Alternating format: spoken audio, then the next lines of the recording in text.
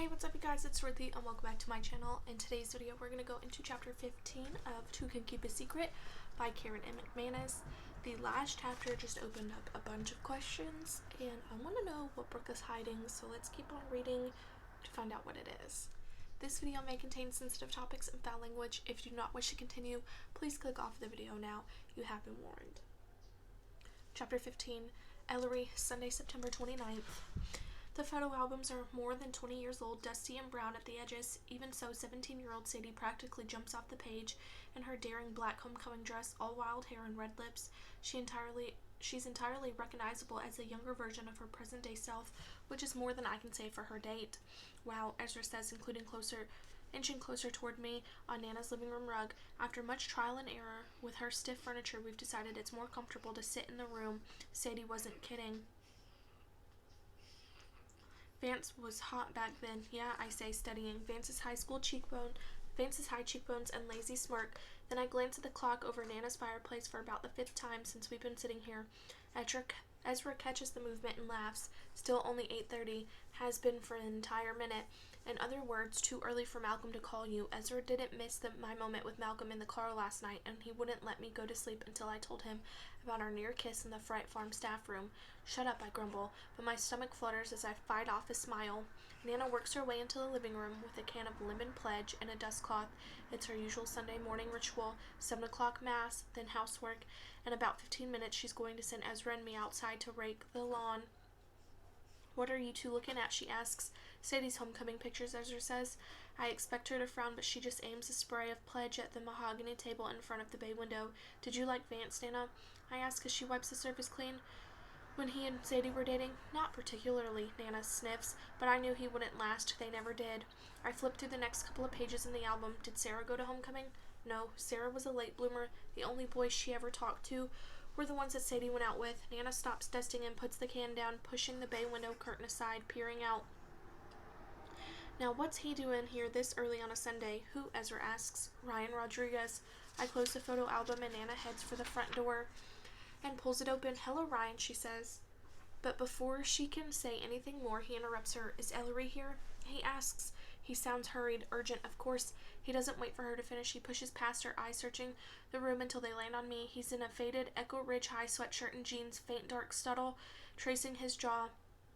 He looks even younger without his uniform on, and also like he just woke up. Ellery, thank God.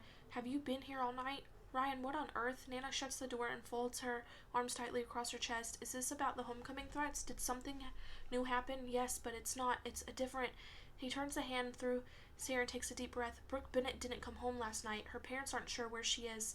I don't even realize I've gotten to my feet until I hear a loud thud. The photo album has slipped from my hand to the floor.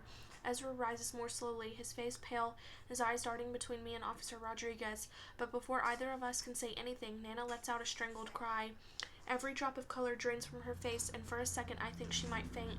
Oh dear God, she walks unsteadily to a chair and collapses into it, clutching the armrests. It happened. It happened again right in front of your faces, and you didn't do a thing to stop it. We don't know what happened. We're trying to. Officer Rodriguez starts, but Nana doesn't let him finish. A girl is missing. A girl who was threatened in front of the entire town 2 days ago, just like my granddaughter. I've never seen Nana like this. It's as if every emotion she's been suppressing for the past 20 years just flooded to the surface. Her face is red, her eyes watery, and her entire body trembles as she speaks. The sight of my calm, no-nonsense grandmother, this upset, makes my heart pound even harder. No one on the police force did anything of substance to protect Ellery or Brooke. You let this happen. Officer Rodriguez flinches as startled as if she'd slapped him. We didn't look. I know this is upsetting. How upsetting this is. We're all concerned, that's why I'm here, but we don't know.